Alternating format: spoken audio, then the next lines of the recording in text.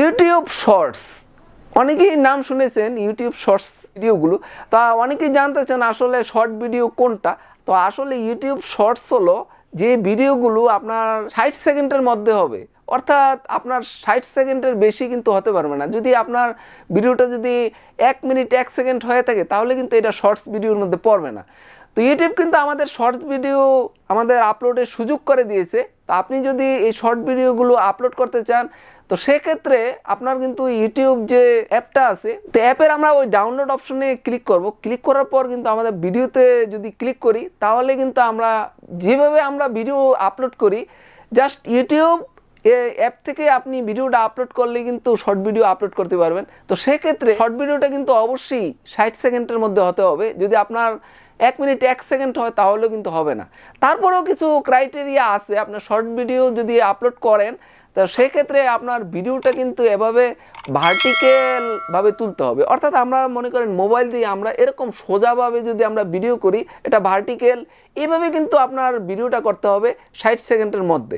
আপনি যদি এরকমভাবে ভিডিও করেন সেটা কিন্তু শর্টস ভিডিওর মধ্যে পড়বে না এবং শর্টস ভিডিও হবে না।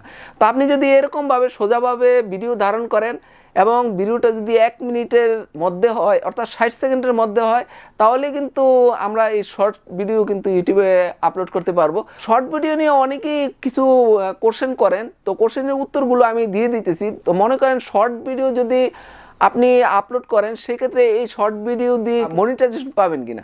তো আসলে শর্ট ভিডিও যদি আপনি আপলোড করেন সেক্ষেত্রে আপনার যে শর্ট ভিডিও থেকে যে ভিউটা আসবে, এই ভিউ দিয়ে কিন্তু আপনি মনিটাইজেশনের জন্য আবেদন করতে পারবেন না। অর্থাৎ আপনার মনিটাইজেশনের জন্য যদি 4000 ঘন্টা ওয়াচ টাইম এবং 1000 সাবস্ক্রাইব পূরণ হয়, সেক্ষেত্রে আপনি যখন আবেদন করবেন তো এই শর্ট ভিডিও থেকে যে ভিউগুলো এসেছে সেটা কিন্তু বাদ যাবে।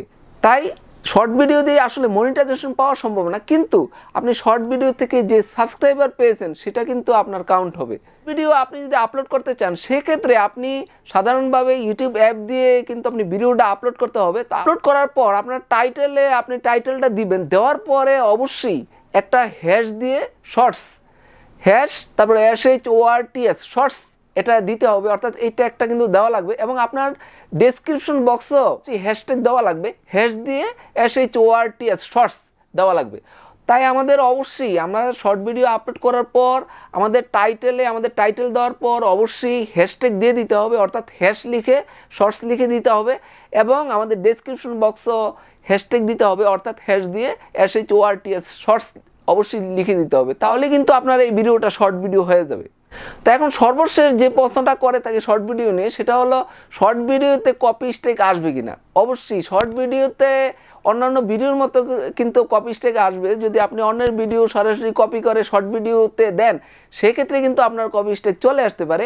তাই শর্ট ভিডিও এবং সাধারণ ভিডিওর মধ্যে কোনো কপি স্ট্রাইকের ব্যাপারে কোনো পার্থক্য নেই, শর্ট ভিডিওতেও কপি স্ট্রাইক আসতে পারে।